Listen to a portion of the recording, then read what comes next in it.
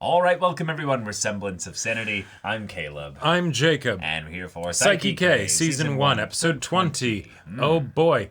Let's have more of these characters. More of these characters, yes. Continue the madness. Continue the madness. Yes. In what direction? Who the fuck knows? Yeah, we brought the grandparents in finally. We did. I mean, that's a good step in Tsundere that Grandpa. direction. We hinted at some stuff with a sibling.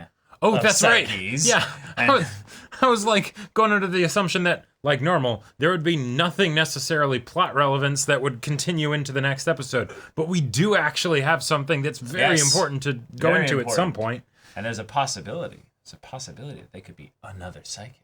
Yeah. Maybe. In fact, I would say that's a pretty good likelihood, given how they seem to respond to it all. But, they might not. They might not. That would be interesting. That could be interesting. Both work. But y'all, without further ado, let's get into this. All right, everyone, now be sure to go check out the reaction portion of the video in the description below, then come back here for the discussion. Judgment lights up.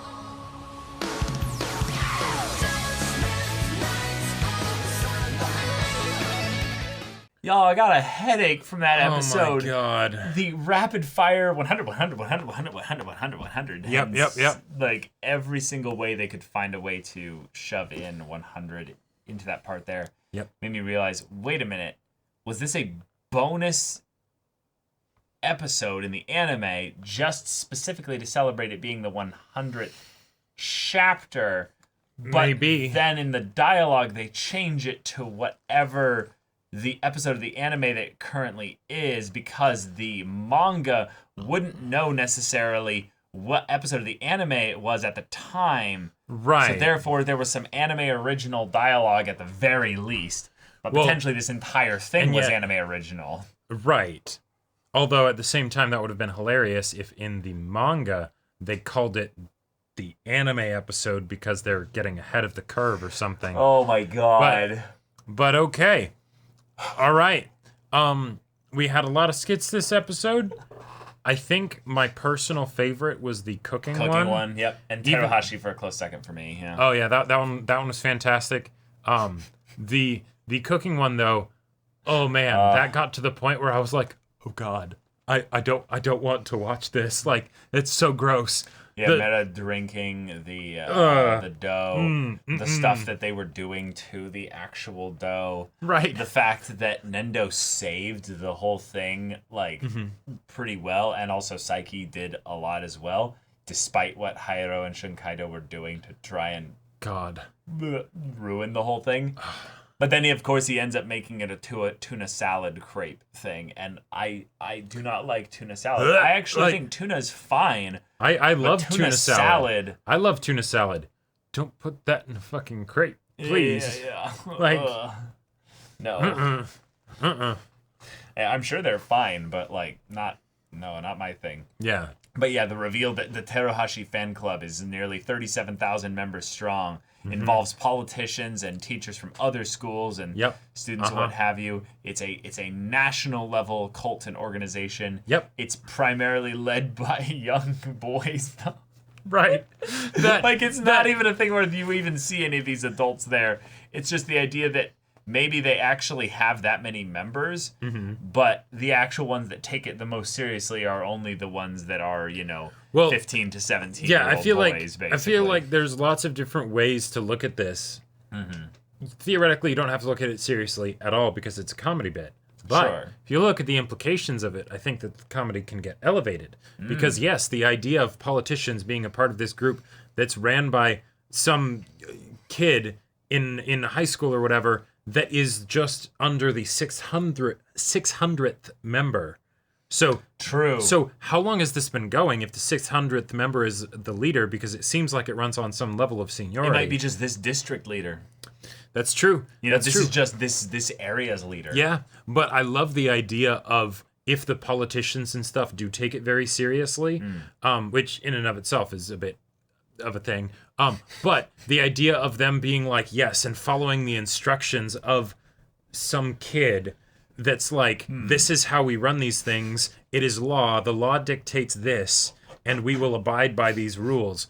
That takes the fan club aspect of it that, is a semi-common like Puts anime it in the fucking joke. space elevator. Yep. Sends it into the stratosphere. And I just love it. Yeah. I very much have wanted the dark organization thing to become a real thing, because that's very much we have psychics. Well, then we have to have the secret dark organization that hunts the psychics. Well, no, not really. In this case here, we have a pseudo-dark organization. Oh, it is a dark just organization, a all right. protection squad against the hottest girl in the school. And they also very quickly come to the conclusion that any of these kinds of fan clubs would have to come to, of that if your true priority is the happiness of the person that you're a fan of, then that would involve you doing not a fucking thing. Because whatever makes them happy is what makes them happy, right? Right. So, oh yeah, you know, if Saiki actually did have some secret love child with Teruhashi, which by the way, they have to let that be a thing. Yeah, and that in and of itself is a wonderful extra layer of just miscommunication ridiculousness for the show. Right. But yeah, they would have to let that be a thing. Because if they truly want Teruhashi to be happy, true, you know, then there you go. That's just the way things are then. Yep, the way things are is the way things are. Yeah, and also that being the bottle cap, you know, boy, the neighbor of Saiki. Yep. And all this being stuff that they actually did watch and stalk Teruhashi to the point where they actually realized that Saiki brings her happiness is hilarious. Their info is pretty good. Because if their info is that good, then they also theoretically then are the mortal enemies of her brother. Oh, sure. I thought you were going to say Saiki, because they could find out pretty easily that he has psychic powers. Since if he doesn't know about them, you know, watching him or something. No, what I think would be really interesting here is that the brother has his, you know, creepy crush on her. That means then at some level that they have to be aware of a little bit that he is a problem for Teruhashi's future and happiness. And stuff I straight up thought something was going to happen where, as they were going through the different members with their numbers of the organization, that the brother would be there. The brother would be the first. What if he was the founder? He is like, but he at some doesn't go point to any of the meetings because that would jeopardize his status. So like, I don't know if this is going to be continued in future episodes, but if it is, I am making a prediction, and this is actually a serious prediction. If this continues, that not only will the brother be a member of the organization, he's the founder. He is the founder. It will, at some point, we will see him with the, you know, Kokumin, you know, member number 1. Right. And that'll be it. I could totally see that. I also think that's the reason why they could potentially have deep connections throughout the societal structure of Japan, is that politicians and all that being connected to maybe the media through actors and actresses, and there you go. And another way to look at it, if you have someone who is very young like that is the 600th member, or less, you know, almost 600th member. Sure. That means there were a bunch of members that would have joined before then, and that means that it would have had to have started a very long time ago. And the most reasonable explanation for that, given the world and the characters that we have, is that it would be the brother. But yeah. I also think it could just be a cult thing where it spread around so much and so quickly that getting 600 members was easy to get in like a span of like a couple weeks, you know? Yeah, right.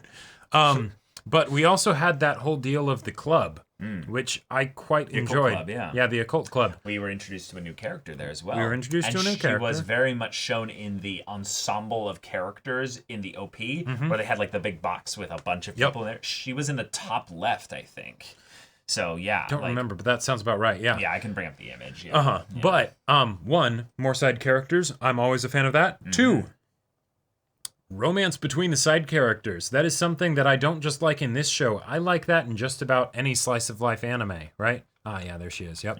Yeah, by the guy with the sunglasses.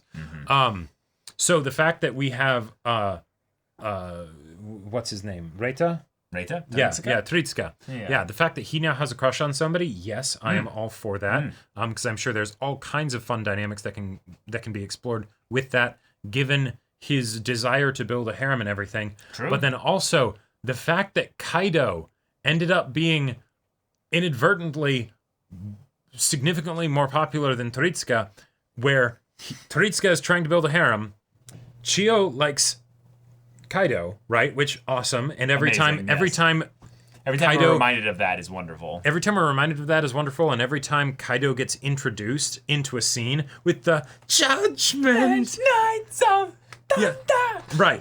I absolutely love it. And the fact that then they all basically leave and are about to start the exact same club without Toritsuka just because Kaido's there. Yep. That's just... It's perfect. It's perfect. I love it.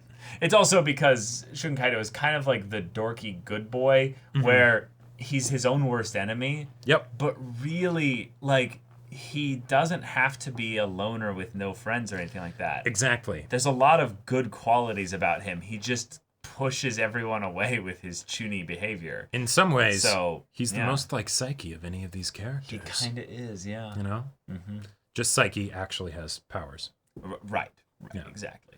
Yeah, Nendo came in clutch here, kind of bringing up another thing that was subtly, I would say, inferred before, that he would have been actually an amazing cook. Because had to prep some of the meals, given that his mother would be working a lot of the time. Which I love that. So he had to be self-reliant in that regard at a young age. So way to go, buddy. Yep. While the anime trope of like the characters that are horrifically comically bad at cooking is fun, I especially love these subversions of where it's this character is actually really good at cooking, and it's the kind of character that you wouldn't necessarily expect. Because of course they're thinking Nendo would just screw everything up, right? Because he's an idiot. But no, not necessarily. Instructions are all laid out for me. Oh, this is wonderful. I don't have to really think about anything. I just do it, you know? Exactly. His palette choice might be a bit odd, you know? Maybe not for Japan. Maybe that's more of a Japanese thing. The tuna salad crepe is like that actually sounds good. Who knows? You know? Maybe like if the crepe didn't actually have much sugar in it, maybe it would be just the same as like a basic tuna salad sandwich, you know? Sure. And it's like a fancy tortilla, basically. Yeah. I could like a really nice fancy tortilla. That could be great. Under that context, I could actually see that being pretty good. But if it's a sweet crepe... No.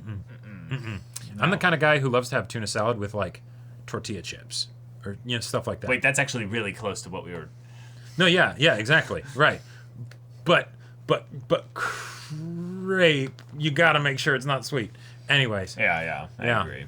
No. But okay. Really, really fun episode. A really stressful episode at the end. God, that was funny. That was so many hundreds. Oh my God, that was nuts. Yeah. Given that Saiki was disturbed by it as well, I wonder if there's going to be more stuff in the future where Saiki will like summon the creator and writer and artist of the manga. Well, I don't see them in the actual character list in the OP, but... Yeah, maybe not for this OP.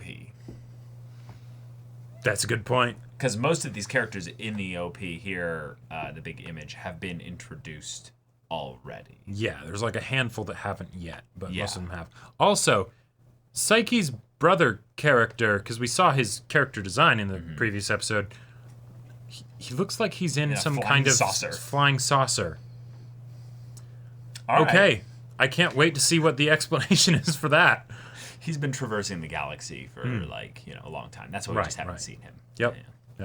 Classic psychic, just so ridiculously powerful. He's like, no, I don't need to be on Earth. That's boring.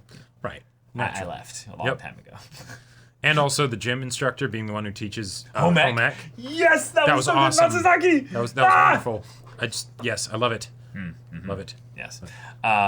Chio actually had an appearance, so that she did. brings her up to 5 appearances total. Chio had an actual appearance, and Mira had a point where her shtick got to the point where I was actively like, oh reviled. God. Yeah, reviled by it. So, yeah, new things all around. But y'all, thank you so much for watching this episode's reaction and discussion. If you want to see the next episode's reaction and discussion right now, though, go check out the link in the description below for our Patreon. You can get an early access there. You can watch full-length timer reactions there, and all this comes with Discord access. You can chat with us in the community there about this show, about anime in general, and also be sure to check out our Twitch channel. We stream every weekday. The info's in the description. Yeah, so if any of that interests you, we'll see you there. But until then, we're Semblance of Sanity. I'm Caleb. I'm Jacob. And we'll see you all next time.